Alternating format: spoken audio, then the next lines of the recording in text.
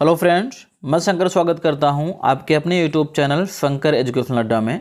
दोस्तों, आज की वीडियो में हम लोग देखेंगे एमए फर्स्ट सेमेस्टर जियोग्राफी। हमारा सेकंड पेपर है यानी क्लाइमेटोलॉजी है, जिसको आप हिंदी में क्या बोलते हैं, जलवायु विज्ञान। इसमें हम दीर्घ उत्तरी प्रश्न को कवर करने वाले हैं। प्रश्न क्या है हमारा, वाताग्र क्या है, इसकी विशेषताएं तथा इसके प्रकारों का वर्णन कीजिए। ठीक है ना, तो चलते हैं आगे बढ़ते हैं देरी न करते हुए। देखते हैं वाताग्र की परिभाषा दिया गया है। वाताग्र है क्या, वायुमंडल की निचली सतह में दो भिन्न स्वभाव वाली वायुराशियों के मिलने से सीमांत ढलुआ सतह का निर्माण होता है, जिसे हम क्या कहते हैं दोस्तों, वाताग्र कहते हैं। यानी वायुमंडल की निचली सतह में जब भिन्न भिन्न स्वभाव वाले दो वायु राशियाँ मिलती हैं, जिनके मिलने से क्या होता है, एक सीमांत ढलुआ सतह का निर्माण होता है, जिसे हम क्या कहते हैं, वाताग्र कहते हैं। और जो वायु राशियाँ अलग अलग होंगी, उनका ताप अलग हो सकता है, घनत्व, आर्द्रता, दिशा आदि के संदर्भ में वो अलग अलग हो सकती हैं। ठीक है ना, उनका स्वभाव अलग हो सकता है। देखिए आगे दिया गया है कि दो भिन्न स्वभाव की वायु राशियाँ आपस में मिलकर एक संक्रमणीय क्षेत्र का जो है निर्माण करती हैं, जहाँ दोनों वायु राशियों की विशेषता पाई जाती है। ऐसे संक्रमणीय क्षेत्र को क्या बोलते हैं दोस्तों, वाताग्र प्रदेश कहा जाता है। जब दो वायु राशियाँ आपस में, दो विभिन्न स्वभाव वाली वायु राशियाँ आपस में मिलती हैं, तो एक संक्रमणीय क्षेत्र का निर्माण करती हैं, जहाँ पर दोनों वायु राशियों की विशेषताएं पाई जाती हैं। ऐसे क्षेत्र को क्या बोलते हैं दोस्तों, हम वाताग्र प्रदेश कहते हैं। आई होप इतना आपको समझ में आया होगा। चलते हैं आगे बढ़ते हैं। एक वैज्ञानिक यानी भूगोलवेत्ता पीटरसन के शब्दों में हम देख लेते हैं क्या दिया गया है। वाताग्रीय सतह तथा धरातलीय सतह का परिच्छेदन करने वाली रेखा को वाताग्र कहते हैं। दोस्तों, अगर आप इतना लिख देते हैं इनके शब्दों में, तो एग्जामिनर को लगेगा नहीं आप बढ़िया ठीक ठाक से पढ़े लिखे हैं। ठीक है ना, आगे चलते हैं। वाताग्र क्षय और वाताग्र जनन क्या होता है, इसके बारे में जान लेते हैं। वाताग्र जनन और वाताग्र क्षय क्या होता है, तो देखिए दिया गया है, वाताग्र निर्माण की प्रक्रिया को वाताग्र जनन और तथा वाताग्र के नष्ट होने की प्रक्रिया को क्या बोलते हैं, वाताग्र क्षय बोलते हैं। यानी जब वाताग्र का निर्माण होता है तो उसको वाताग्र जनन कहते हैं, और जब उसका नष्ट होने लगता है वाताग्र, तो उसको क्या बोलते हैं, वाताग्र क्षय कहते हैं। आई होप इतना आपको समझ में आ गया होगा। अब हम बात करते हैं वाताग्र की उत्पत्ति के लिए आवश्यक दशाएं क्या क्या होती हैं।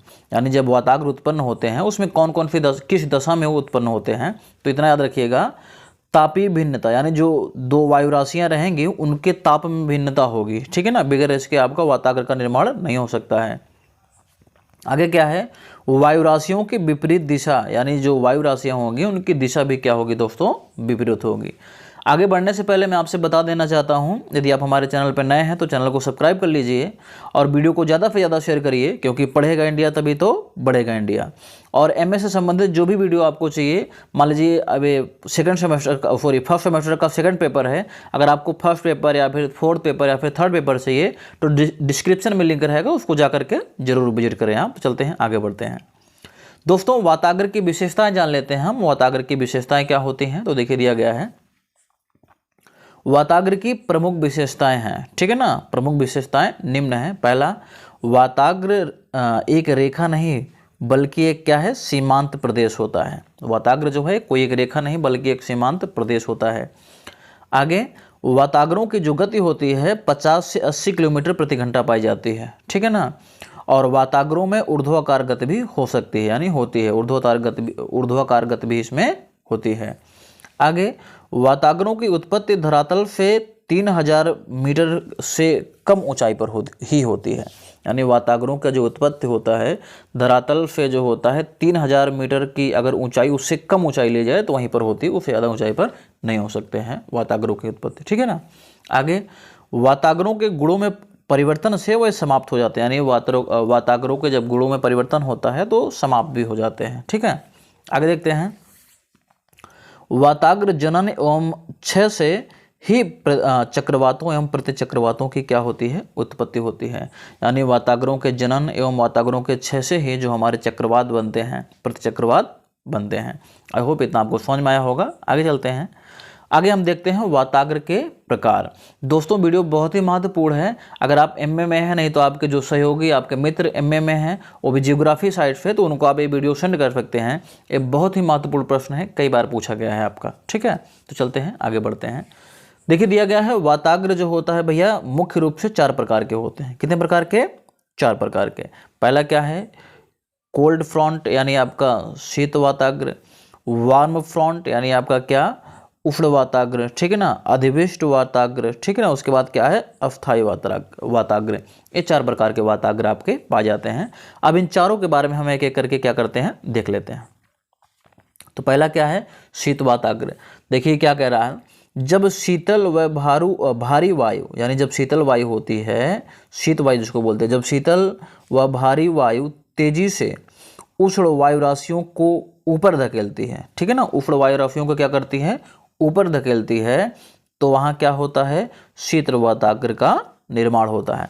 दोस्तों अगर इतना ही लिख देंगे तो बहुत है, लेकिन मैं कुछ एक्स्ट्रा आप लोगों को प्रोवाइड कर दे रहा हूँ, ये आपके लिए, आपकी नॉलेज को इंक्रीज करने के लिए, बढ़ाने के लिए। तो देखिए दिया गया है, क्योंकि शीत वाताग्र का ढाल अधिक होता है इसलिए थोड़े समय में तीव्र वर्षा होती है, ठीक है ना, परंतु इसके तेजी से आगे बढ़ जाने पर मौसम काफ़ी जल्दी साफ भी हो जाता है। अगर इतना आप लिख देते हैं तो एग्जामिनर को लगेगा नहीं वाकई में आप पढ़े लिखे हैं। चलते हैं आगे बढ़ते हैं। ये रहा आपका शीत वाताग्र का। अगर चित्र भी बना देते हैं दोस्तों तो काफ़ी ज़्यादा समझ लीजिए आपके लिए मस्ट होगा, इंपॉर्टेंट बन जाएगा आपका वो, ठीक है ना। आगे चलते हैं, काफ़ी ज़्यादा महत्वपूर्ण आपके लिए साबित होगा अगर ये चित्र आप बना देते हैं। अगला है उष्ण वाताग्र यानी वार्म फ्रंट। क्या होता है? देखिए जब गर्म वायु राशियाँ, ठीक है ना, जब गर्म वायु राशियाँ तेजी से ठंडी वायु राशियों के ऊपर स्थापित होती हैं तो उष्ण वाताग्र का निर्माण होता है। उष्ण वाताग्र सदैव दाएं से बाएं की ओर बढ़ते हैं, ठीक है ना। आगे क्या दिया गया है? वाताग्र का ढाल जो है हल्का होने के कारण वर्षा जो होती है धीमी होती है लेकिन लंबे समय तक होती है, ठीक है ना। और आगे कह रहा है उष्ण वाताग्र में कई प्रकार के बादलों जैसे आपका पक्षाभ मेघ, पक्षाभ अफ्तरी मेघ और उच्च अफ्तरी मेघों का क्या होता है? निर्माण भी होता है। किसमें? उष्ण वाताग्र में, ठीक है। तो चलते हैं आगे बढ़ते हैं। अगला हमारा क्या है? ये रहा हमारा तस्वीर यानी फिगर किसका? उष्ण वाताग्र का। इसको आप लोग नोट कर लीजिएगा, अगर एग्जाम में बना देंगे तो काफ़ी ज़्यादा क्रिएटिव हो जाएगा, आपका बढ़िया बन जाएगा। अब आगे देख लेते हैं हम क्या है? अधिविष्ट वाताग्र। इसमें देखिए क्या होता है, जब शीत वाताग्र उष्ण वाताग्र से मिल जाता है, ठीक है ना, क्या होता है? शीत वाताग्र उष्ण वाताग्र से मिल जाता है तथा गर्म वायु का जो संपर्क होता है सतह से समाप्त हो जाता है, ठीक है ना, गर्म वायु का जो संपर्क होता है सतह से समाप्त हो जाता है तो अधिविष्ट वाताग्र का निर्माण होता है। इसमें शीत वाताग्र और उष्ण वाताग्र दोनों के लक्षण पाए जाते हैं, ठीक है ना। आगे देखते हैं अस्थायी वाताग्र क्या होता है। इसमें दिया गया है अस्थायी वाताग्र में दो विपरीत स्वभाव वाली वायु राशियाँ, दो विपरीत स्वभाव की जो वायु राशियाँ होती हैं एक दूसरे के समानांतर चलती हैं। याद रखिएगा क्या होता है? एक दूसरे से समानांतर चलती हैं जिसमें कोई भी वायु राशि ऊपर नहीं उठती है। इस प्रकार क्या होता है?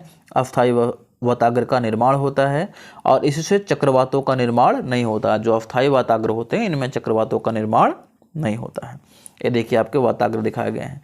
ये क्या होता है? जो आपका यहाँ भी ठंडी वायु है, यहाँ भी ठंडी वायु, जो आपकी गर्म वायु रहती है उसका जो संपर्क होता है सतह से छूट जाता है, सतह पे गर्म वायु आपकी नहीं दिखती है। और इसमें अस्थायी में क्या होता है? दोनों समानांतर चलती हैं। आई होप इतना आपको समझ में आया होगा। यदि वीडियो समझ में आई होगी तो चैनल को सब्सक्राइब और वीडियो को लाइक कर दीजिए और इस वीडियो को ज़्यादा से ज़्यादा शेयर करिए, क्योंकि पढ़ेगा इंडिया तभी तो बढ़ेगा इंडिया। मिलते हैं आपसे अगली वीडियो में।